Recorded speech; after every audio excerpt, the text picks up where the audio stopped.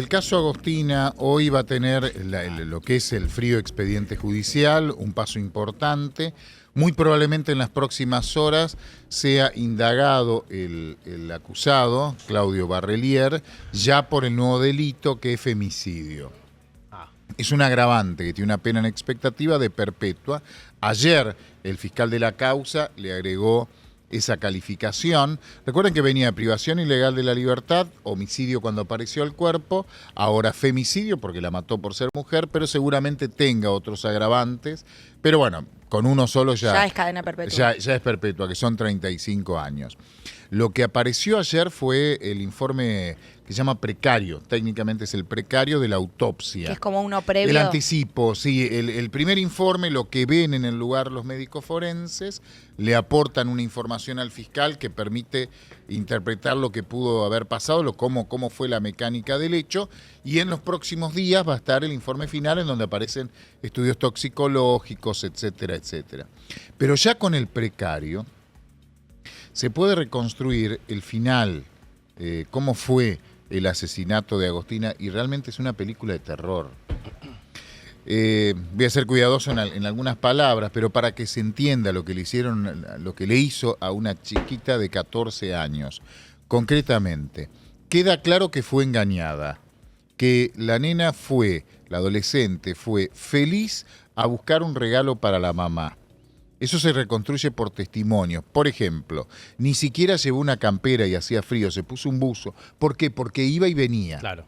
A dos personas que no se conocen entre sí, a una compañerita, y al remisero le contó lo mismo. Iba a buscar un regalo, una sorpresa, a la casa del novio. Esa expresión utilizó, más allá de que no era el novio. A la casa del novio de la mamá, dijo. De la mamá, sí. De la mamá, sí, de la mamá. Y estaba contenta porque iba a buscar un regalo. Ese es el plan, el engaño, la trampa que utilizó el asesino para llevarla a su casa. Después todo lo demás que dijo él es todo mentira. Lo concreto es que ingresó a la casa. ¿Por qué?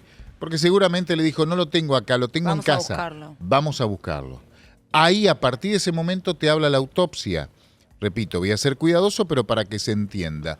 Hubo un intento de abuso sexual, no se pudo comprobar muy completo por ciertos daños que él provocó en el cuerpo. Hasta ahí, pero usted lo entenderá o vos lo vas a entender en tu casa. Pero sí que hubo un ataque sexual. Después hubo un ahorcamiento manual, una asfixia mecánica manual, o sea, con las manos la mató. Y después, y esto es lo más terrible de todo, con el cadáver de su víctima en el lugar, empezó a engañar, empezó a mentir, pero con una frialdad sorprendente. Los audios que escuchamos que le manda al papá, después, previamente... Son con el cadáver ahí, entendemos. Sí, y a la mamá también, a la 1:05. La mamá se acuerda, en la desesperación, buscándola, que no aparecía. Recuerda que esa tarde ellos tuvieron un cumpleaños en un club y en ese cumpleaños, en ese club, también estaba el asesino y estuvieron charlando. Después ella le pidió el teléfono celular de él y no se lo dio. ¿Esto fue después? ¿Se encontraron en un cumpleaños? Perdón. El sábado, a la tarde previo. Ellos todos los fines de semana iban a un club en donde compartían, qué sé yo, partidos, etcétera, etcétera, y compartían la tarde. En ese lugar también iba Claudio Barrelier y de hecho interactuaban siempre. De ahí la confianza que ella, la nena, le tenía a él. Era alguien que había tenido una relación con la mamá o era supuesto novio o había sido novio y lo veía todos los fines de semana en ese club. Por eso le tenía confianza, por eso la mamá decía, buena relación como de papá o de tío, etcétera, etcétera. Ese día ella, la nena, le pide a la mamá el teléfono de Barrelier y no se lo da. A la madrugada, cuando se empieza a desesperar, recuerda eso, la mamá, y a la 1:04, para ser exacto, le manda un mensaje a él. Y él, en ese primer mensaje, le dice que no la vio. ¿Qué? ¿No le dio el teléfono de él a Agostina? ¿No le quiso dar? Eso no entendí, perdón. No se lo dio. ¿Por qué? Porque no le parecía correcto, al menos lo que cuenta, no se lo dio, pero ellos tenían comunicación a través de redes sociales. Todo con el cadáver ahí. Después procede a seccionar el cuerpo. Dios. Cuando le manda un mensaje, un audio que se está viralizando, que escucha el papá, tenía seguramente en el lugar el cadáver seccionado, Dios. esperando el momento de deshacerse de los restos, cosa que hizo entre las 11:45 y 12:15 del lunes 25 de mayo, O sea, estuvo ahí un día y medio después, pero con una frialdad sorprendente, un criminal horrible. Estamos en comunicación con Gino Torreani, que es del equipo de abogados del papá de Agostina. Hola Gino, bienvenido. Gracias por esta comunicación. Hola, buen día. Muchas gracias por la cobertura y por contactarse. Sí, junto con la doctora Fernanda Lani trabajamos representando a Gabriel, quien es el papá de Agostina. Gino, Bueno, primero, sí, antes dale. de hablar sobre datos y detalles del caso, me gustaría decir y hacer mención de algo que ustedes parece que hicieron eco en las últimas horas, y es que de nada sirve que nos empecemos a intrometer en la vida privada y en la intimidad de Agostina. Obviamente, cuando esto lo único que conseguimos con esto es revictimizarla y no permitirle que descanse en paz, y no permitirle también a la familia, al padre, que transite el duelo con el inmenso dolor que conlleva y de la forma que corresponde. ¿Sí? Totalmente de acuerdo, es lo que siempre quisimos transmitir desde acá, que hemos visto que sucedió mucho y por eso nos pareció importante darle el lugar. Te quería preguntar, ¿por qué pensás que actuó tan tarde la justicia y qué podría haber sido diferente si hubiera actuado más temprano? Miren, la denuncia se radica alrededor de las 8 de la mañana del domingo, y el único dato que había que era fehaciente en la denuncia, por lo que tenemos entendido, todavía no tenemos acceso al expediente, es que Agostina estaba desaparecida, nada más. Luego, durante la tarde del mismo domingo, aparece el testimonio del remitero que confirma que la llevó a la intersección de Fragueiro y del Campillo, y da los datos de la persona que la recibe, de este monstruo, este perverso. Y bueno, eso fue un dato crucial para la investigación. El papá de Agostina, ¿qué idea o qué conocimiento tenía de este Barrelier? ¿Lo conocía? ¿Qué sabía de él? No lo conocía hasta tanto no volvió a Córdoba, porque él estaba de viaje. Ni bien se entera de la desaparición de Agostina por un allegado, por el padrino de Agostina, que es miembro de la fuerza. Viaja a Córdoba y empieza a buscar información por sus propios medios. Esto es, para ubicarlos en tiempo y espacio, el lunes al mediodía llega a Córdoba, y ya el lunes por la tarde da con este perverso. Y es cuando, cuando habla con él, ¿no? Que tiene esa comunicación grabada, que a mí me llama mucho la atención la frialdad de este asesino despiadado, mintiéndole y exteriorizándole una expresión que se sienta hasta sufriente de él. Mirá en el quilombo que me metieron, ¿no? Es muy llamativo eso. Sí, exactamente. Gabriel va hasta la casa de una de las parejas de este hombre y bueno, tiene esta conversación. Gabriel, la verdad que mantiene los estribos en todo momento, y a él le llama poderosamente la atención la forma en la que hablaba, los datos que tenía de Agostina. También le llamó la atención el nerviosismo que empezó a tener a través del lenguaje más corporal, más que de lo que decía. ¿Me escuchás? Sí, perfecto. Perdón. Y ahí es donde a él le hace mucho ruido la declaración de la forma, la manera de expresarse de este tipo. Y es tan canalla. Bueno, le graba la conversación y la acerca a la policía y al Ministerio Público Fiscal. Es tan canalla que habla de, no, porque se fue a ver a un noviecito, creo que utiliza la expresión guaso por esta persona en un momento, tan denigrante para con una nena de 14 años que había matado y posiblemente ya había descuartizado, un horror lo que hizo. Es así, nosotros no podíamos creer, tuvimos acceso al audio, pero no no podíamos creer la manera en la que se manejaba, la posición en la que se ponía, incluso hay detalles que prefiero resguardar Claro. por respeto a mi cliente, pero es tremendo, es tremendo. Uno no es consciente de hasta dónde llega este tipo de personas que hacen estas cosas. La verdad que un homicida es un femicida y un perverso.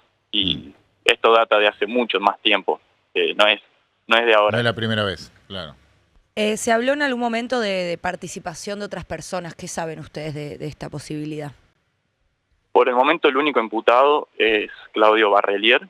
Mm. No se descarta que haya una cadena de responsabilidades y bueno, en base a eso, conforme avance el desarrollo de la investigación, se va a poder determinar qué grado de participación tuvo cada persona y en paralelo obviamente vamos a instar una pena ejemplar para cada uno de ellos. ¿Qué saben ustedes de Melissa, la mamá de Agostina? ¿Están en contacto? ¿Están tratando de atravesar esta situación más o menos juntos? Digo, lo difícil de perder un hijo así. Mira, no hay una comunicación fluida entre nuestro cliente y Melissa, la mamá de Agostina. Nosotros siempre con la doctora Lanís nos corrimos un poco del foco que se puso en cuanto a temas de crianza y del ejercicio de la responsabilidad parental. Me parece que no nos corresponde a nosotros evaluar eso, hacer juicios de valor sobre eso. Y bueno, por supuesto que estamos a disposición y tenemos los canales de comunicación abiertos para contactarnos con ellos, con sus patrocinantes y bueno, que esto darle paz, llevarle un poco de paz a Agostina después de todo. ¿Cómo está Gabriel? ¿Cómo lo acompañan en este momento? Estamos con la doctora Lanís y un grupo interdisciplinario de profesionales dándole la contención que requiere. Pensar que es un padre que le acaban de arrancar a su hija y el dolor no le entra en el cuerpo a esa persona. Es impresionante, pero les podemos afirmar a ustedes y a él que vamos a llegar hasta el fondo de esto. En cuanto a la dueña del 4K era una pareja de Barrelier, ¿no es cierto? Una pareja o expareja, novia o amante, algo así, que es la que le presta el auto. ¿Creemos que sabía para qué se lo prestaba? A ver, entiendo que también la engañó a ella para que le preste el auto y bueno, hacer lo que hizo.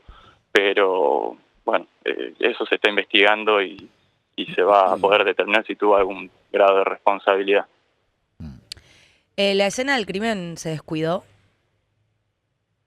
Si se cometieron errores en la investigación, eso lo vamos a saber cuando tengamos acceso al expediente completo.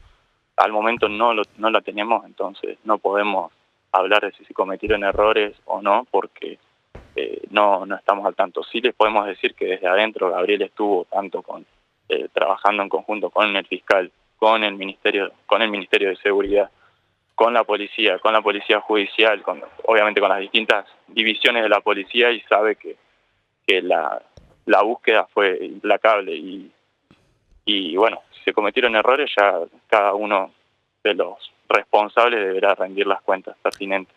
En algún momento en los medios se quiso instalar, creo que en el afán de, no sé, relativizar la responsabilidad o esto que se hace de meterse en la vida privada y de revictimizar justamente a la víctima, se hablaba de relación, que sería un abuso, pero digo, ¿se sabe si ya había sucedido alguna situación así entre Barrelier y Agostina? De abuso, ¿no? No lo sabemos. Esperemos poder contar con esa información en caso de que así sea, así esto hacemos pagar con todo el peso de la ley a este monstruo. ¿Qué se espera de avances en la investigación en los próximos días o del proceso judicial?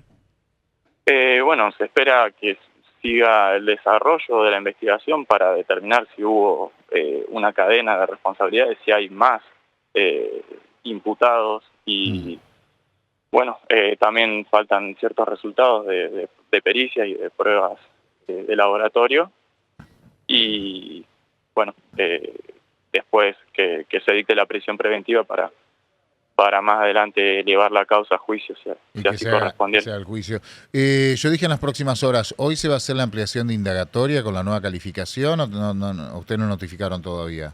No tenemos información al respecto, esperemos que sea cuanto antes. Claro, que lo acusen formalmente ya de femicidio, que se pueda Sí, defender. o por supuesto que se puede abstener a declarar, Totalmente. puede seguir mintiendo, puede mantener la línea en la que está, o incluso puede llegar a colaborar con el procedimiento. Pero que no cambia nada. Obviamente obligado a declarar en su contra y tiene derecho también a abstenerse. Eso claro, y que no lo cambia. sabemos. Que no cambia nada. Barrelier, sí. Sí, claro. Bueno, Gino Torreni, entonces abogado defensor del papá de Agostina, gracias por esta comunicación y seguiremos en contacto. Y bueno, que sea justicia por Agostina, gracias obviamente. por la cobertura y por la manera respetuosa que tienen de tratar el tema. Por favor. Esperemos que sea justicia. Sí, eso esperamos todos. Muchas gracias, un beso. Un datito por lo que dice pidió, pero lo hizo en genérico, no en particular, porque acá no se ha hablado de ese tema, y como corresponde. Pidió respeto para el padre, porque desde la investigación, desde allegados a la investigación, filtraron que muchos le dieron difusión. No es nuestro caso, no es acá, pero está bueno para que lo sepan los que están viendo, que se filtró, bueno, las denuncias que había previas contra el papá. Pero eso pasa por otro carril, eso, pese a por la magnitud del hecho. Hay una denuncia de 2015. Eso te iba a preguntar, ¿denuncia de qué? Denuncia de violencia intrafamiliar. Son una de 2015 que ni siquiera se pudo avanzar, está cerrada la causa. Y que en realidad me parece que se lo puso con la mala intención de desviar la investigación. Todo desviaba. Sí. Más, no me quiero meter en ese tema porque parece que no. A ver, no tiene nada que ver con esto. Más allá de lo que pueda decir una u otra parte. Y también el papá habló de la mamá en las últimas horas, que también es entendible, es una bomba nuclear que cae en una familia. Olvídate. Con lo que pasó. Total. Entonces, que el papá hable en contra de la mamá, hay que tener, me parece, tirarle un manto de piedad encima en este momento, al menos en eso, porque acá hay un femicida.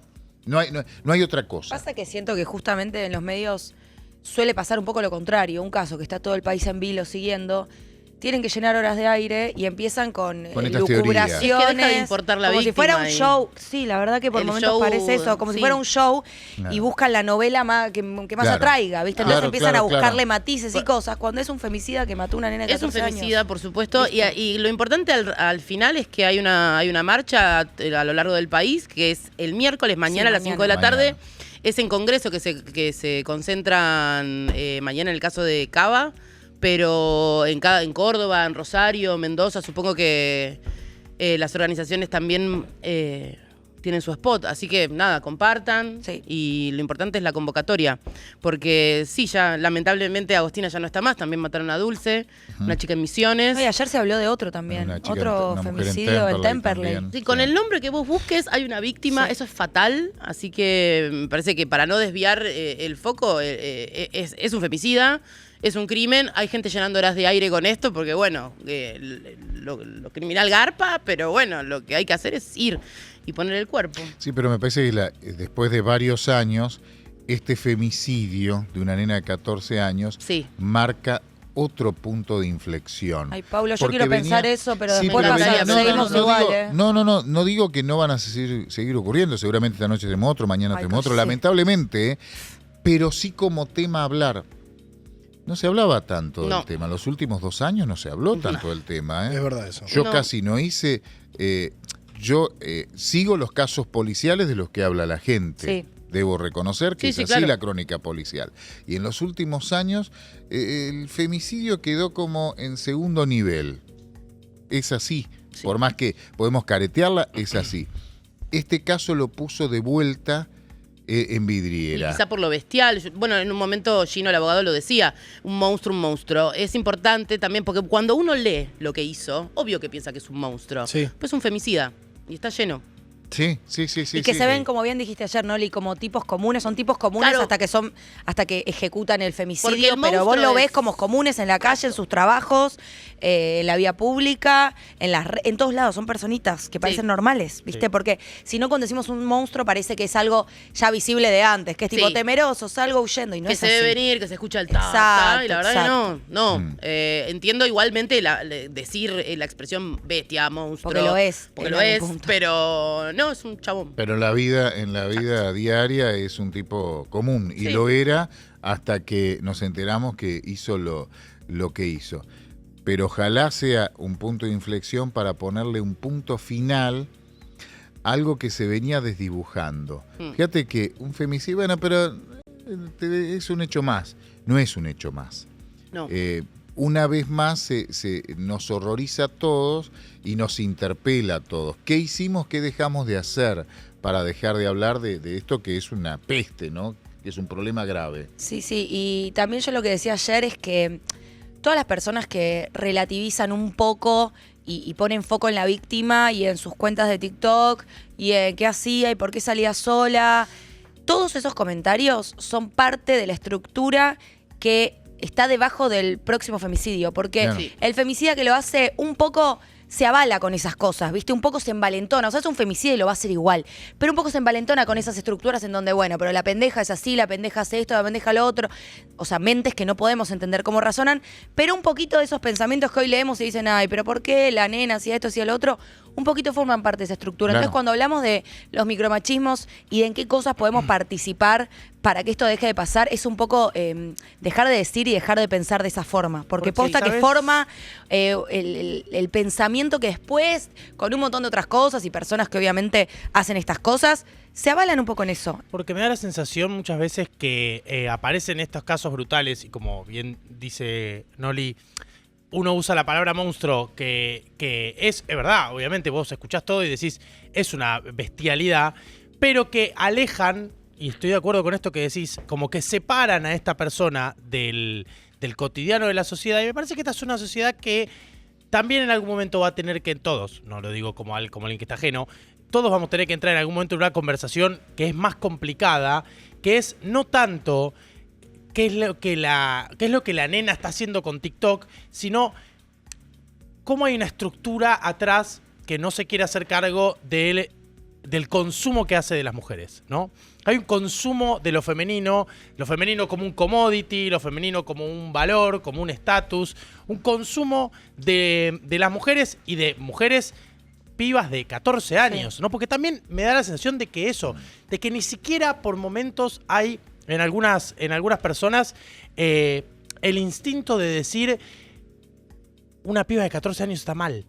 Me parece que hay hasta una validación en el consumo de lo femenino de las mujeres como un objeto de la sociedad, que como si eso no fuera condición de posibilidad para todo lo que viene después, para todas las violencias que se activan después, y entonces lo que haces es decir, no, este tipo está loco, y este tipo está loco, pero dentro de una estructura que crea un montón de condiciones para que alguien se patine, pero que está relacionada con la estructura anterior, no está desconectada de la estructura anterior.